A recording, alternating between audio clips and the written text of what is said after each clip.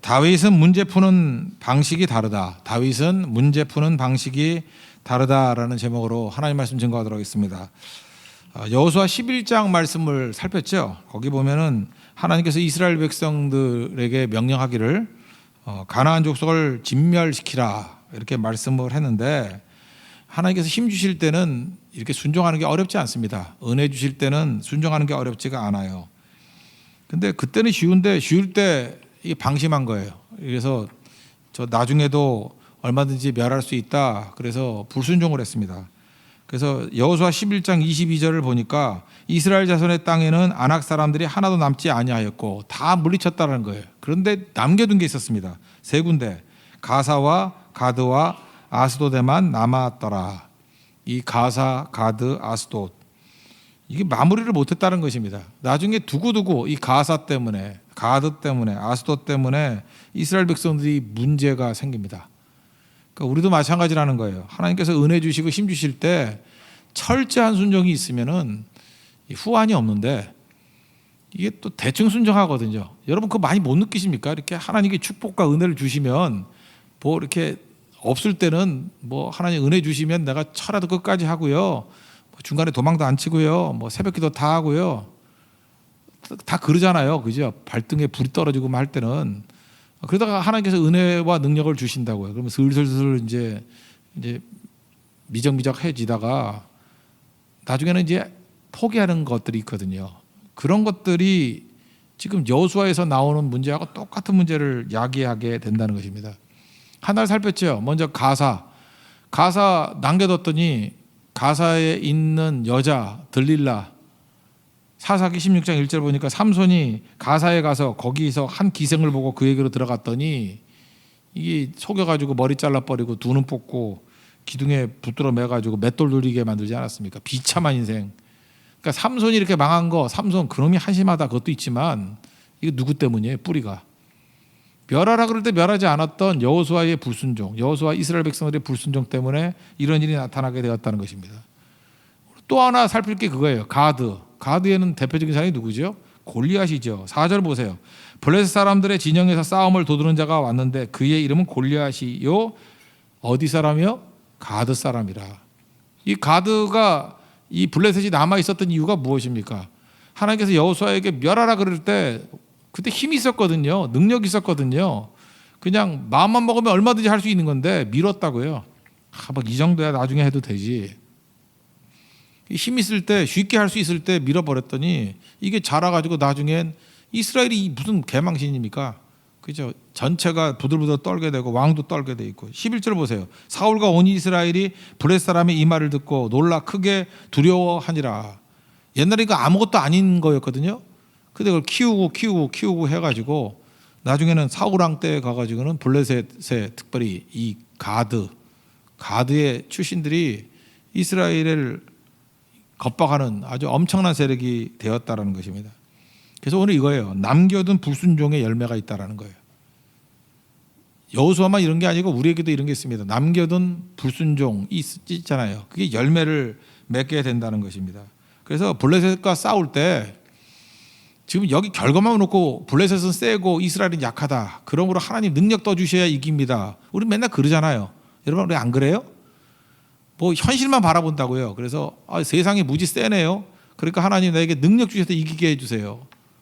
근데 그게 아니었거든. 뿌리로 볼 때 불순종의 뿌리가 있거든요. 이거는 힘 갖고 싸울 문제가 아니라 불순종했던 것들을 순종하는 길로 가야 된다는 것입니다.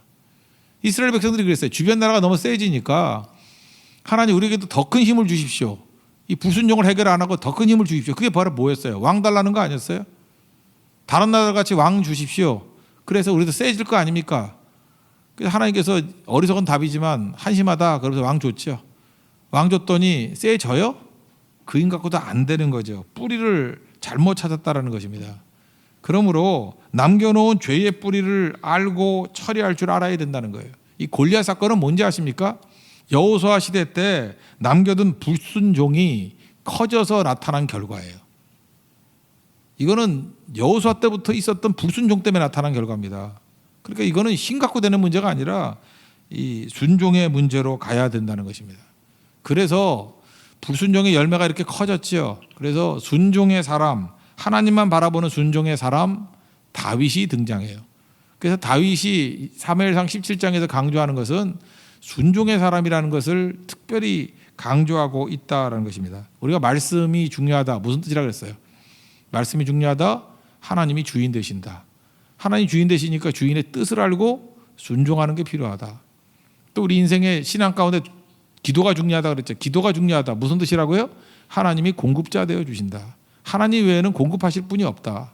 그러니까 말씀과 기도가 중요하다는 게 그런 뜻이에요. 하나님이 우리 주인 되신다. 하나님이 공급자 되어 주신다. 이걸 철저히 알았던 사람이 누구냐? 다윗이었다는 것입니다. 그 다윗은 하나님만 의지하는 종이었다는 거예요. 그래서 사무엘상 17장에서 나오는 다윗의 시각을 보면 이게 믿음을 가진 사람의 시각이 어떻게 다르냐를 보는데 상대의 크기와는 상관없이 일하는 사람이에요. 지금 사울 같은 사람은 맨날 골리앗이 얼마나 센가 하면서 이렇게 자세히도 묘사해 놨죠. 무슨 묘사가 이렇게 자세한가? 대충 보면 되는 건데. 그런데 다윗은요, 그 상대의 크기가 어떠냐에 대해서 별 관심이 없어요. 34절, 35절을 보십시오. 뒤로 가서 다윗이 사울에게 말하되 주의 종이 아버지의 양을 지킬 때 사자나 곰이 와서 양떼에서 새끼를 물어가면 내가 따라가서 그것을 치고 그 앞에서 새끼를 건져내었고 그것이 일어나 나를 해하고자 하면 내가 그 수염을 잡고 그것을 쳐 죽였나이다. 36절 주의 종이 사자와 곰도 쳤은즉 살아계시는 하나님의 군대를 모욕한 이 할례받지 않은 블레셋 사람 이리이까 그가 그 짐승의 하나와 같이 되리이다. 다윗은요 골리앗이 얼마나 큰가 골리앗이 얼마나 강력한가 관심도 없어요. 그러니까 골리앗과 동격이 뭐냐면 사자예요. 골리앗과 동격이 뭐냐면 곰이에요. 하나님께서 하나님의 능력으로 사자 때려잡았거든요. 곰 때려잡았거든요. 저놈도 짐승 새끼 중에 하나와 똑같다고. 그러니까 골리앗을 뭐 대단하게 이긴 게 아니라 사자 새끼 정도로 본 거라고요. 곰 새끼 정도로 본 거라고요. 그러니까 아무것도 아니죠. 일은 누가 해요? 하나님이 하시기 때문에. 우리가 지금 세상에 있는 사람들이 이 존재가 세 보이는 이유가 뭐냐 하면 맨날 내가 싸우려고 그러니까 센 거죠. 누가 내가 싸우래요? 순종이 뭔데요? 하나님이 일하시는 거에 내가 동참하는 거 아닙니까? 내 주인이 하나님이시라니까요. 공급자가 하나님이시라니까요. 이게 믿음인데 믿음이 없으니까 맨날 상대가 세면은 겁이 나는 거고 상대가 만만하면 교만해지고 맨날 그러는 거죠. 다윗은 그게 없다니까요. 상대의 크기에 별 관심이 없어요. 상대의 크기에 관계없이 일하는 사람이었다고요. 왜? 하나님이 일하시니까. 그래서 이 말씀을 자세히 한번 보라고요. 36절을 자세히 보면은 사자 잡았지, 곰 잡았지, 저놈도 그 중에 하나야. 골리앗도 그냥 그 짐승 새끼 중에 하나하고 똑같다라는 거예요. 왜? 하나님이 사자에게 이김을 주시듯이 곰에게 이김을 주시듯이 골리앗에게도 이김을 주실 것이다. 승리는 하나님께 속한 것이다. 이게 순종하는 자의 자세라는 것입니다. 그러니까 순종으로 돌아가잖아요. 철저히. 그러니까 상대의 크기에 관계없이 살아야 되는 게 믿음이라는 것입니다. 근데 우리는 뭐예요? 맨날 상대방 분석만 하고 있잖아요. 얼마나 큰가. 10명이 정탐꾼도 보십시오. 맨날 분석하는 게 뭐예요? 그 성이 얼마나 센가, 뭐 강한가, 뭐 철옹성이라고. 또 거기 있는 안악자손이 얼마나 큰가. 별 모자란 놈들 다 있죠. 누가 그런 거 보래요? 누가 지들 보고 싸우래? 여리고성 무너뜨릴 때도 보십시오. 하나님이 무너뜨린 거죠. 뭐 빙이 돌기밖에 더 했어요? 하나님이 무너뜨린 거 아니에요? 하나님을 바라봐야죠. 일은 하나님이 하시는 거니까. 그럼 예외냐고요? 우리한테. 우리는 예외예요? 여러분들 믿는 사람 아니에요? 그 말씀을 우리에게 왜 주신 거예요? 거기에 다윗의 나를 집어넣으라는 거예요. 내가 다윗같이 살라는 거예요. 내 자리에 여호수아를 집어넣으라는 거예요. 여호수아같이 순종하라는 거예요. 그러면 승리를 이룰 거 아닙니까? 근데 우리도 맨날 모자르게 사울 같은 시각을 갖고 있잖아요. 맨날 얼마나 센가, 골리앗이 얼마나 크고, 골리앗 묘사하고 있어요. 뭐 죽치고 앉아가지고 얘기 들어보면은 내 삶의 시험이 얼마나 큰가, 도전이 얼마나 큰가, 고난이 얼마나 큰가. 그거 1시간, 2시간 떠들고 있다고. 정신 나갔죠. 상대의 크기에는 관심이 없다. 관계없이 일하는 사람이 돼야죠. 옛날에 승리했던 거 있잖아요. 사자하고 승리했잖아요. 그럼 이놈도 그거와 똑같아요. 왜? 하나님 앞에서는 사자나 곰이나 골리앗이나 다 똑같아요. 그죠? 다를 게 하나도 없다라는 것입니다. 그러므로 다윗은 문제 푸는 방식이 다르다는 거죠. 이게 답이에요. 그죠? 더 큰 힘을 가지고 나아가서 골리앗을 물리치겠다 이렇게 싸우지 아니하고 원리를 알았어요. 싸우는 원리. 이게 영적 원리거든요. 이게 깨우쳐야 된다는 거. 우리가 골리앗을 물리치기 위해서는 더 센 자가 필요한 게 아니라 하나님을 바라보는 게 필요한 거예요. 왜? 순종이거든요. 하나님께서 일하신다는 거. 그래서 45절 보니까 너는 칼과 단창으로 내게 나아오거니와, 그럼 칼과 단창으로 나가면 나는 뭐 쌍칼로 나가고 쌍창으로 나가야지, 이게 아니잖아요. 나는 만군의 여호와의 이름, 내가 모욕하는 이스라엘 군대 하나님의 이름으로 내게 나아간다. 하나님 이름으로 나간다는 게 뭐예요? 하나님의 능력으로 나아간다, 그 얘기죠. 이게 문제 푸는 방식이 틀린 거예요. 여러분 스스로 한번 생각해 봐요. 내가 이렇게 문제가 생기죠. 그러면 어떻게 풀어요? 그 문제 주는 놈보다 더 세야지 이긴다. 맨날 그 생각하잖아요. 그래서 맨날 죽치고 앉아가지고 힘 더 달래, 능력 더 달래. 그래 맨날 싸움질만 하고 다니는 거지. 하나님께 맡겨야죠. 하나님이 하시는 거지. 마음도 하나님 변화시키는 거고, 계약도 하나님이 변화시키는 거고, 하나님께 사람 오게 만들면 오게 만드는 거고, 그죠? 모여드는 거 보고 하나님이 다 하시는 거 아니겠어요? 그러니까 불순종의 열매를 거두고 있는 이스라엘 상황, 그게 가드 사람 골리앗 사건이에요.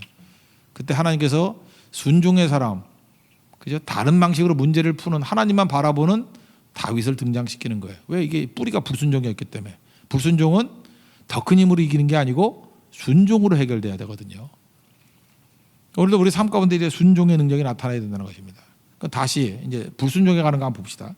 남겨둔 불순종이 우리의 인생의 올무와 가시가 된다라는 것입니다.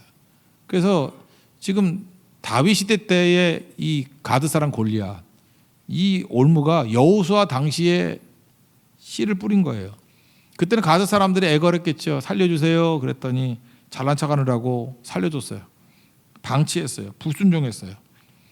그때는 방치하고 불순종했던 작은 거였지만 이제 와가지고 이게 커져가지고 엄청나게 된 거죠. 그래서 사사기 2장 3절을 보니까 내가 그들을 너희 앞에서 쫓아내지 아니한다. 그렇기 때문에 옆구리에 가시가 되고 너희들에게 올무가 되리라. 여러분 인생 가운데도 충분히 힘을 주셨는데, 하나님이 은혜를 주셨는데 철저히 하지 않아가지고 놔둔 것들이 있죠. 뭐가 있을까? 뭐 여러 가지가 있을 건데 하나님께서 이렇게 기도할 능력도 주시고 선교할 능력도 주시고 했는데 그냥 귀찮아서 안 간 것들, 그런 게 나중에 다 올무와 가시가 된다는 거예요. 사울왕도 마찬가지죠. 사울왕 때를 한번 보세요. 아말렉 멸하라 그랬잖아요. 진멸하라. 이게 뭐 여호수아 때하고 비슷한 말씀 아니에요? 아말렉을 진멸해라. 그랬더니 그때는 힘도 있었죠. 힘도 있었잖아요. 충분히 진멸하죠. 다 죽여버릴 수 있는데 좋은 거 남겨두고 아각 왕 살려줬어. 그러니까 몇몇 놈도 살려줬어. 잘난 척하느라고. 나중에 사울 왕이 누구 때문에 죽어요? 그 아말렉 소년 때문에 죽어요. 그죠? 그리고 나중에 그 아말렉의 후예가 나중 가면은 에스더서에 보면은 그 하만이라는 사람, 하만이라는 사람이 아각 자손이잖아요. 그죠? 그러니까 이게 아말렉 출신이라고. 아말렉 출신. 그 때문에 이스라엘 백성들이 다 죽을 뻔했어요. 이가 갈리는 거죠. 이게 누구 때문이에요? 또 뿔을 찾아보면 사울의 불순종이 에스더서의 유대인들의 운명까지 좌지우지하는 일들이 벌어지게 되는 거라고요. 그러니까 무서운 거죠. 야고보서 1장 15절 보니까 죄가 자라요. 욕심이 잉태하여 죄를 낳고 죄가 장성하여 사망을 낳느니라. 이런 불순종하는 것들이 이게 자라가지고 어려움 준다라는 것입니다. 너무 가슴 아픈 얘기지만 한번 얘기해 볼까요? 결혼도 그런 것 같아요. 결혼도 막 지멋대로 하잖아요. 하나님 말씀대로 진짜 순종의 원리대로 결혼하라. 그런데 뭐 믿음이 중요해요. 말로 일해놓고 실제로는 뭐 돈 많고 학벌 좋고 뭐 이런 거 찾다가 믿음은 한 프로씩도 없고, 어쩌면 그러는지 모르겠어요. 뭐 나중에 믿음은 생길 거예요. 뭐 이러면서 그놈의 돈이 그렇게 좋은지. 그래서 이제 결혼한 지 20년 지났어. 지났더니 골리앗으로 등장해. 그 불순종이. 옛날에 작은 거였거든. 별거 아니었는데 조금 욕심 부리다가 이게 골리앗으로 등장해. 그래서 맨날 두들겨 패고, 골리앗이니까. 그죠? 맨날 교회 나올 때 멍들어 나오고, 그다음에 신앙생활 방해하고, 그래서 올무와 가시가 되는 거 뭐 더 설명하면 너무 잔인해서 못 하겠어요. 맨날 피눈물을 흘리고. 그리고 그게 시험인지 아는데 시험은 시험이지. 불순종의 열매예요. 씨 뿌린 거. 자기가 매력 있고 힘 있을 때 얼마든지 하나님 말씀대로 순종해서 더 좋은 거 결정할 수 있었는데 그거 안 하고 지멋대로 했던 것들에 대한 열매. 그런 게 얼마나 많아요. 그럼 이거 해결할 때 어떻게 해야 되죠? 남편보다 더 센 힘을 주되 그래 해결되는 게 아니라 불순종으로 내려가서 그거 순종하는 다윗 같은 역할을 해야 풀어지는 거예요. 그걸 알아야죠. 자녀들도 마찬가지예요. 자녀 키우는 거 저도 오늘 이후에 이제 자녀들 기도해야 되는 건데 자녀들에 대해서 자신할 사람이 누가 있어요? 자녀들 당장 좋은 게 뭐예요? 뭐 공부 잘하는 거 맨날 이런 거 그죠? 공부 잘하는 거 공부 잘해 뭐 쓸데도 없는데 그죠? 근데 뭐 20세기를 사는지 아직도 공부 그러잖아요. 그것도 잘하지도 못하는 애들이 또 그래요. 맨날 뭐 과외 공부 시킨다고 제대로 성교도 헌금도 못하면서 거기 또 몇백 만씩 갖다 바치고 그리고 맨날 떨어지고 거지 같은 놈들 만들고 하여튼 그래서 지멋대로 해가지고 하여튼 뭐 대학을 보냈어요. 그리고 또 취업도 하고 그리고 신앙 교육을 안 시켰다고요. 예배도 가지 말라 그러고 뭐 성교도 가지 말라 그러고 그냥 오로지 대학, 오로지 직장, 오로지 결혼 그 세상 사람 그대로 갔다고요. 그 왜 그러죠? 자식을 사랑한다? 그 자기들 말로 사랑한다고 합시다. 사랑한다. 뭐 자식을 위해서 희생했다. 나중에 그 자식이 뭘로 돌아오는지 알아요? 칼로 돌아와. 그 정말 많이 봤어요. 칼로 돌아와요. 자녀가 아니라 칼이에요, 칼. 자녀가 아니라 원수예요, 원수. 늙으니까요. 그래가지고 내가 늙은 분들 봤거든요. 부모 버리더라고. 그 신방 갔어요. 신방 갔더니 그렇게 해서 서울대 보내고 뭐 경남기업 다니고 경남 그 대우그룹 일종이었어요. 거기에서 사장까지 했던 사람이었는데 그 부모 버리고 외국 나가 버리고 그 찾아가 가지고 교회에서 먹을 거 대주고 했어요. 아유, 내 비참해도 그렇게 비참한 거. 그래 자식 새끼를 저렇게 키웠냐. 그냥 그 말이 나오는데 그 어떻게 하겠어요, 그. 칼로 와요, 칼로. 고려장 시킬걸요 아마. 고려장 아니에요 그거? 뭐 산에다 버리고 오는 거지. 눈물에 근원되는 거죠. 그러니까 중요한 게 남겨진 불순종이 골리앗으로 나타난다니까요. 그래서 그거 놓고 우리가 강구해야 된다는 것입니다. 그러니까 이스라엘의 이 어려움들 이거 그냥 얘기가 아니에요. 남겨둔 불순종이라는 거예요. 그러니까 남겨진 불순종 어떻게 처리했죠? 순종의 사람 다윗이 처리한 거죠. 다윗이 철저히 처리하죠. 그 사무엘하 21장에 보면요. 제가 옛날에 이 설교도 했었는데 다윗의 물맷돌이 5개인 이유. 왜 5개죠? 하나 던져서 안 맞으면은 4개 더 쓰려고? 그거 아니고 그 사무엘하 21장 16절 이하에 보면요. 이 가드 사람의 거인이 골리앗 하나만이 아니라 4놈이 더 있었어. 그래서 다윗이요. 이 가드 사람 가드의 이 불순종의 씨앗들을 누가 심겼다고요? 여호수아 때. 그래서 가드를 아예 작살내는 거예요. 그래서 거기에 거인이 5명 있다는 걸 알고 물맷돌 5개를 들고 나간 거라고. 21장 16절 보니까 이스비브노 거인족의 아들 중에 무게가 300세겔 되는 노창을 들고 세 칼을 찬 이스비브노 이 다윗을 죽이려 함으로 이거는 아비새가 가가지고 죽여버렸어요. 그리고 그 다음에 나오는 게 삽이라는 녀석이 있는데 삽이 안 보이네. 예, 십부게라는 사람이 가서요. 삽을 그냥 삽자루로 쳤버려서 죽여버렸어요. 그 다음에 19절에 보니까 골리앗의 동생도 또 거인이에요. 라흠이라고. 라흠이도 쳐 죽여버리고. 그 다음에 4번째 사람이 누구냐 하면 이름이 없어. 이거는 21장 20절에 보니까 전쟁하러 그곳에 갔더니 큰 자가 손가락과 발가락이 각각 6개래요. 그래서 나 이름이 없어. 나 이름 붙여줬어요. 육손이라고. 그래서 24개예요. 손가락이 6개, 발가락도 6개, 6개. 뭐 이런 놈이 다 있어 이게. 거인족의 소생이라 죽여버렸어요. 이건 누가냐? 삼마, 다윗의 형 삼마의 아들 요나단이 죽여버렸어요. 어쨌든 이 기사가 자세히 나와요. 그러면서 21장 22절에 이렇게 내용합니다. 이 네 사람 가드의 거인족의 소생이 다윗의 손과 그의 부하의 손에 다 넘어졌더라. 그래서 강조하는 게 뭐예요? 이 네 사람 가드의 거인족의 소생. 이 가드의 불순종의 씨앗들을 누가 남겨놨어요? 여호수아 때. 근데 다윗이 이건 뭐 전쟁에서 이겼다가 아니래요. 불순종의 씨앗 내려가서 철저히 다 멸해버렸다. 그랬더니 하나님께서 진정한 평화를 주시더라. 이거죠. 그러니까 우리도 중요한 게 뭐죠? 우리 겉에 보이는 대적들, 대적하고 싸우는 거 아니에요. 그림자하고 싸우는 거 똑같아요. 하나님이 싸워 이기신다니까요. 그 뭐 힘 더 기른다고 되는 줄 알아요. 잠깐만 힘 그러지 말라고요. 힘 대 힘으로 부딪히는 게 아니고요. 그냥 하나님 바라보면 하나님이 이기게 만드시는 거예요. 우리는 순종하는 거거든요. 은혜와 능력 주셨을 때 그냥 하라는 거 하는 거예요. 우리 질그릇이라 그랬죠. 순종으로 채우는 거예요. 보배를 채우는 거예요. 그러니까 뭘 채워야겠습니까? 뭐 지상명령 채워야죠. 우리 교회 지금 하는 일이 그거예요. 오직 성령이 너에게 임하시면 너희 권능을 받고 예루살렘, 유다, 사마리아 땅끝까지 증인되라.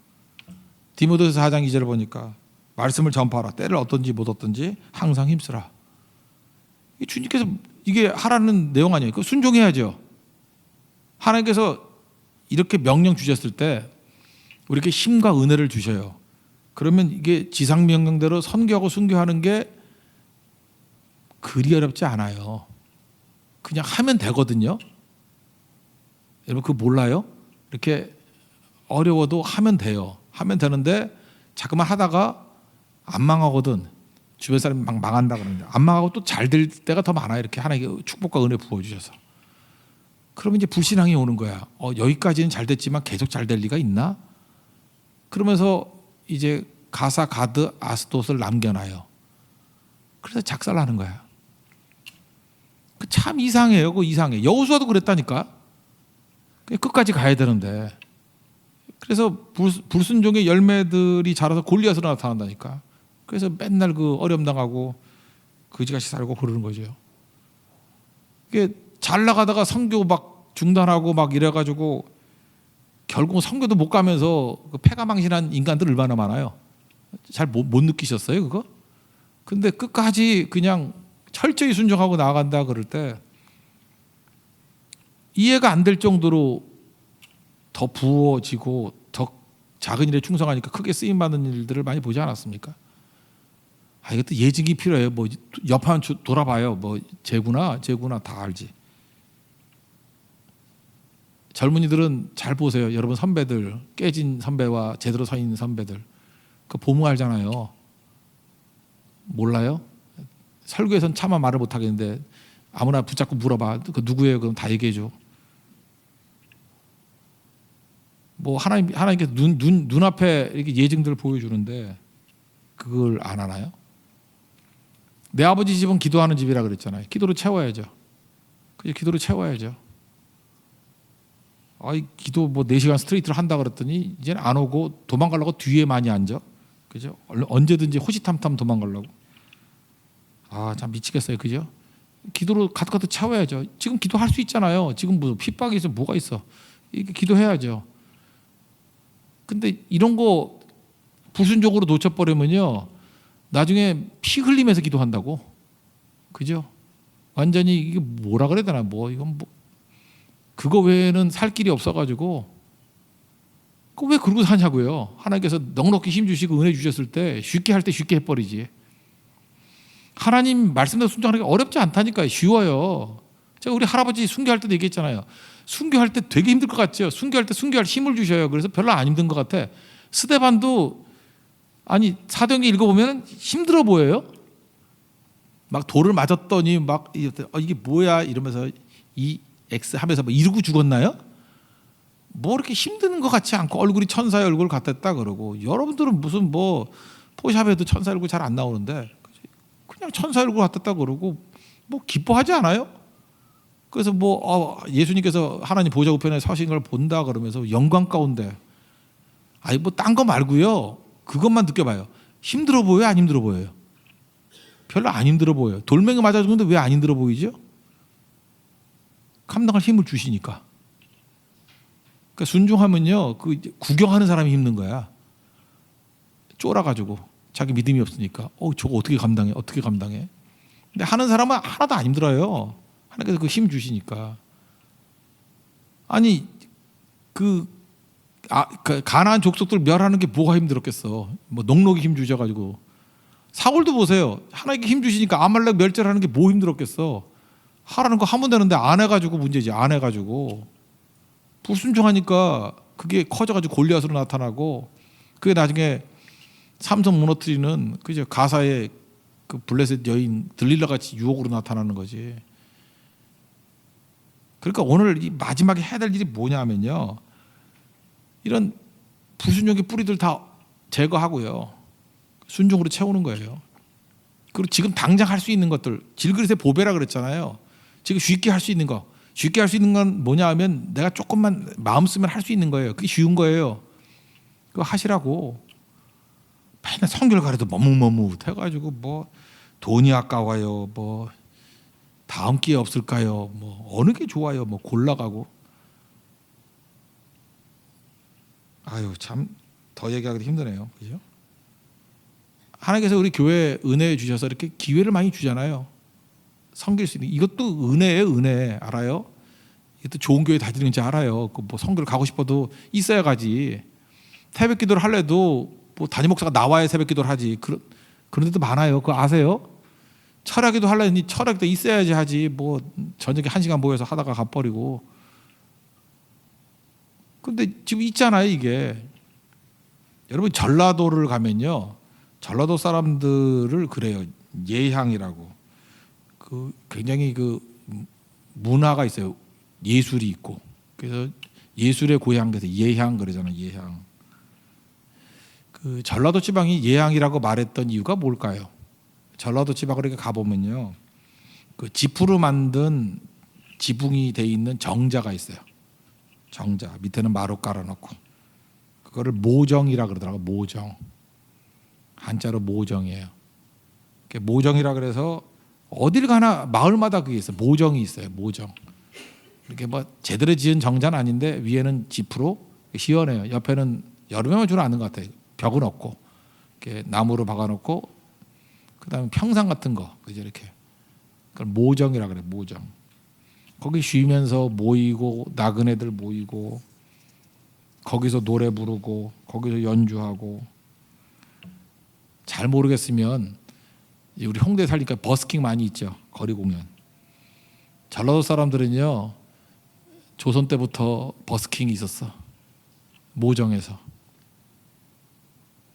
그러니까 기회가 많은 거예요. 무대가 있었다가 무대가. 그러니까 거기서 예술가들이 나오지. 그죠? 서편제도 나오고 그러는 거죠. 거기서. 영국 시인 바이런이 이런 얘기를 했어요. 고대 그리스를 바라보면서 고대 그리스에 저렇게 많은 문화가 나왔던 이유가 뭘까? 그 원인을 거기 찾아요. 야외 무대라고. 그리스 가보면은 야외 무대가 있었어요. 아고라라 그러는 토론장도 있고 이렇게 무대가 작은 것들이 동네마다 있었다고. 거기서 사람들이 문학을 발표하기도 하고 노래하기도 하고 그죠? 춤을 추기도 하고 무대가 있는 거예요. 무대의 중요성. 교회는요 무대를 제공하는 거예요. 선교의 무대, 이제 전도의 무대, 기도의 무대 할 수 있는 기회예요. 무대는 기회잖아요. 기회. 전라도가 예향이 됐던 이유가 뭐냐면 모정이라는 이 정자, 그죠? 이 정자, 이 지푸로 만든 허름한 정자가 마을마다 다 있었다니까요. 그게 거기서 예술가가 나오게 만드는 원동력이 됐듯이 하나님의 교회도 순종할 수 있는 기회를 잠깐 주는 거예요. 무대가 있는 교회. 우리 선교의 무대가 있잖아요. 그거 잘 쓰임 받고 놓치지 말고 쓰는 종들 되길 바랍니다. 미국 갔더니 그 히피들 있을 때 히피들 전도했던 유명한 목사님 계시죠. 척 스미스라고. 척 스미스 목사님. 그분이 어떻게 히피들을 전도했는지 알아요? 교회 바깥에다가 커피 하우스를 만들었어요. 그 커피 하우스 그게 지금 이런 식이에요. 그러니까 조그만 방에 앞에 무대 만들어 준 거예요. 거기서 아무나 히피들 와가지고 기타 좋아하니까 기타 치고 하라고. 그랬더니 열광을 했죠. 그 마약하고 막 이러던 히피들이 그 교회에 온 거예요. 그 갈보리 채플에 가가지고 그 커피 하우스에 가가지고 연주하고 자기들이 곡 만들고 그때부터 가스펠송이 나온 거예요. 가스펠송의 뿌리는 히피인 거 아세요? 교회에 이렇게 거룩한 분들이 만든 게 아니고 히피들이 예수 믿고 와가지고 지들이 만든 거야. 막 그 노래 갖고 그 최초의 CCM이라고 말하는 그 가스펠송이라고 말하는 게 작은 불꽃 하나가 그거잖아요. 작은 불꽃 하나가 큰 불을 이렇게 그 마약하면서 부르던 노래래요. 돌려가면서 작은 불꽃 하나가 큰 불을 일으켜 뭐 곧 주위 사람들 뭐 그 불에 몸 녹이듯이 뭐 이런 거 있잖아요, 그죠? 그걸 이제 복음으로 바꾼 거예요. 그래서 그들이 마약하던 사람들이 그 음악성을 가지고 하나님을 찬미하기 시작하고 노래하기 시작하니까 뭐 엄청난 게 나오잖아요, 그죠? 그래서 교회도 이렇게 놀던 애들이 좀 와야 돼요. 우리 되지도 않는 애들이 잠깐 노래하려니까 맞지도 않고 맨날 이러잖아요. 너무 착실한 애들, 그죠? 얘네들 이제 모태신앙 이런 애들은 노래가 안 돼요, 그죠? 이게 막 놀던 애들이 막 노니까 공부도 안 했을 거 아니야. 대신 음악성은 막 뛰어날 거 아니에요. 그 거리의 음악성. 그거 가지고 하나님을 찬미하기 시작할 때 폭발성이 있는 거라고요. 우리도 마찬가지예요. 우리가 왜 교회 안에 있으면 이게 안 되는지 알아요? 이게 굳어져 버렸기 때문에 그래요. 그래서 선교 현장에 나가면 자유롭잖아요. 거기 가서 이제 길거리 공연도 하고 마음껏 공연하고 마음껏 전도하고 그래서 뭐 선교 현장에 가면은 거기서 막 문화가 나오잖아요. 뭐 이런 게 나오고 그죠? 깜짝깜짝 놀랄 일들이 벌어지고 지금 우리 선교가 되게 많으니까 한 선교에서 좋았던 것들이 막 다른 선교에 영향을 미쳐가지고 이제는 막 전체가 업그레이드 되고 그래요. 막 강력해지고 그래요. 이런 게 비단 선교에서만 나타나겠습니까? 우리 삶 속에서 안 나타나겠어요? 이제 능력 있게 나타나죠. 그러니까 불순종을 깨기 위해서는 현실 속으로 들어갈 줄 알아야 된다는 것입니다. 그리고 하나님 바라보고 이렇게 헌신하게 뛰면요. 자기 자랑이 없어요. 그리고 주님만 바라보고 그냥 자기 은사를 100% 발휘하는 인생이 된다는 것입니다. 누구 쳐다보지도 않아요. 사람이 안 보인다니까. 제가 그 임진왜란 때 글들 쭉 읽어보니까 최근에 이제 그거 보고 있어요. 그 중에 인상적인 게 여러분 잘 알려지지 않았던 게 뭐냐면 임진왜란 왜군이 해주를 함락했어요. 해주성을. 그러고 난 다음에 그 다음에 조그만 성이 있었는데 연안이라고 3중으로 포위했대. 3,000명이 왜군 3,000명이. 그때 연안 성주, 그러니까 연안 부사라 그랬어요. 연안 성주가 이정함이라는 사람인데 100명 데리고 3,000명이 3중으로 둘러싼 거를 막아냈어요. 이거 뭐 패배하는 게 자명하지 않아요? 그래서 이렇게 벽이 허물어지면 또 쌓고 막 이러면서 100명이서 3,000명을 막은 거예요.